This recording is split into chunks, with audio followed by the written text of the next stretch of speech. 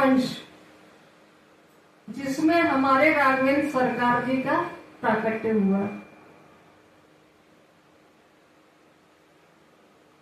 वे वस्वत मनु सूर्यदेव जी के पुत्र हैं और इस वंश में अत्यधिक महान राजा हुए।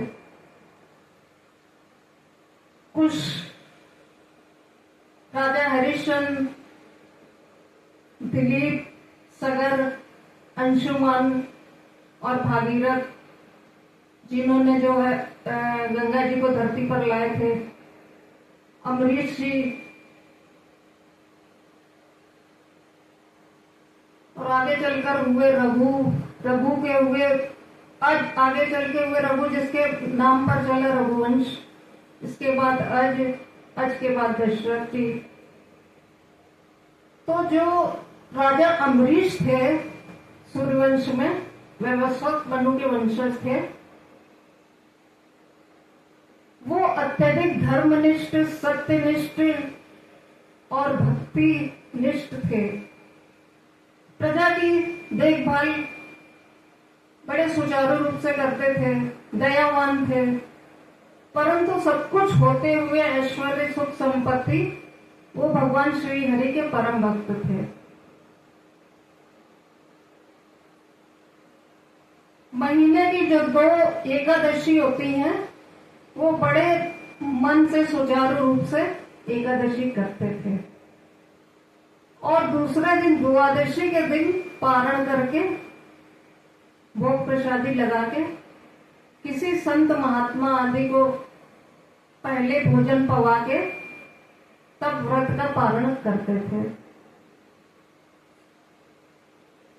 उनकी कीर्ति अत्यधिक दूर दूर तक फैली थी। दुर्वासा मुनि को ईर्ष्या हुई और उन्होंने सोचा, एकादशी, कार्तिक का महीना था, एकादशी का व्रत करके दूसरा दिन द्वादशी को पारण करने का समय आने वाला। तो कहते हैं कि द्वादशी समाप्त हो इसके पहले ही एकादशी व्रत का पारण कर लेना चाहिए, नहीं तो घोर पाप लगता है, व्रत भंग हो जाता है। उसी समय दुर्वासा मुनि पहुंच गए तो उनका स्वागत सत्कार किया। अमरीश जी अत्यधिक प्रसन्न हुए, आइए ऋषिवर। तो उन्होंने जानबूझकर कहा कि मैं यमुना स्नान करके आता हूं, फिर आकर जो भी आप पवाओगे मैं पालूंगा। अब अमरीश जी के सामने एक समस्या खड़ी हो गई। इधर तो द्वादशी तिथि समाप्त होने को थी और ऋषिवर लौट कर आए नहीं।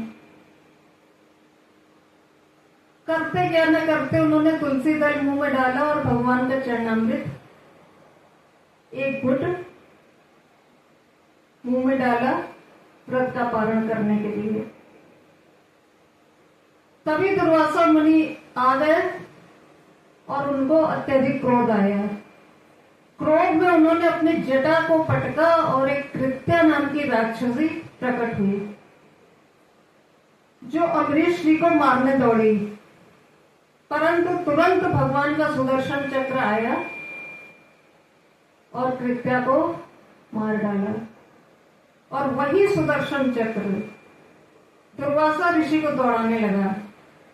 दौड़ते दौड़ते, भागते भागते आकाश में, पृथ्वी पर, तीनों लोकों में ब्रह्मा जी के पास गए, शंकर जी के पास गए, परंतु कोई भी उनको बचा नहीं सका। कहते हैं भागते भागते, दौड़ते दौड़ते दुर्वासा ऋषि जी को 12 महीने बीत गए। तब वो भगवान नारायण के समक्ष पहुंचे। बोले, भगवान आप ही मेरी रक्षा कर सकते हो सुदर्शन चक्र से। तो भगवान ने कहा कि मैं कुछ भी नहीं कर सकता, मैं तो अपने भक्तों के वश में हूं, मैं भक्तों के अधीन हूं। जिसका आपने अपराध किया है वही आपको क्षमा कर सकता है। अब वो फिर पृथ्वी पर आए और अम्बरीश जी के पास पहुंचे और उनके चरणों में गिर गए।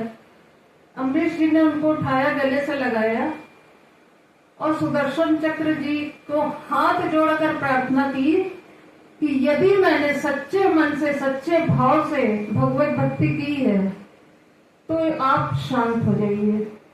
सुदर्शन जी शांत हो गए और दुर्वासा ऋषि जो थे वो अत्यधिक प्रसन्न हुए। अम्बरीश जी को उन्होंने आशीर्वाद दिया, उनकी महानता, उनकी दयालुता और भगवत भक्ति